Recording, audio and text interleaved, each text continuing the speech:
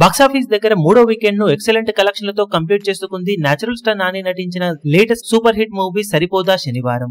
మూడో వీకెండ్ లో సినిమాకు కొత్త సినిమాల నుండి పోటీ ఎదురైనా కూడా మంచి కలెక్షన్లతో హోల్డ్ చూపించగా తెలుగు రాష్ట్రాలలో సినిమా 18వ రోజు 58 లక్షల దాకా షేర్ ను, వరల్డ్ వైడ్ గా 72 లక్షల దాకా షేర్ ను, 1.5 కోటి రేంజ్ లో గ్రాస్ ను వసూలు చేసింది. దాంతో టోటల్ గా 18 రోజుల్లో వరల్డ్ వైడ్ గా సినిమా సాధించిన కలెక్షన్లను గమనిస్తే నైజాం లో 14.64 కోట్లు, సీడెడ్ లో 3.83 కోట్లు, వైజాగ్ లో 3.87 కోట్లు, ఈస్ట్ లో 2.02 కోట్లు, వెస్ట్ లో 1.55 కోట్లు, గుంటూరులో 1.85 కోట్లు, కృష్ణాలో 1.84 కోట్లు, నెల్లూరులో 1.32 కోట్ల దాకా షేర్ అందుకున్న ఈ సినిమా తెలుగు రాష్ట్రాలలో మొత్తం మీద 30.92 కోట్ల దాకా షేర్ ను, 52.05 కోట్ల రేంజ్ లో గ్రాస్ ను వసూలు చేసింది. కర్ణాటక, తమిళ అలాగే రెస్ట్ ఆఫ్ ఇండియా మొత్తం మీద 7.08 కోట్ల వరకు షేర్ ను, ఓవర్సీస్ లో 12.26 కోట్ల దాకా షేర్ అందుకున్న ఈ సినిమా వరల్డ్ వైడ్ గా 50.26 కోట్ల దాకా షేర్ ను, 93.40 కోట్ల రేంజ్ లో గ్రాస్ ను వసూలు చేసింది.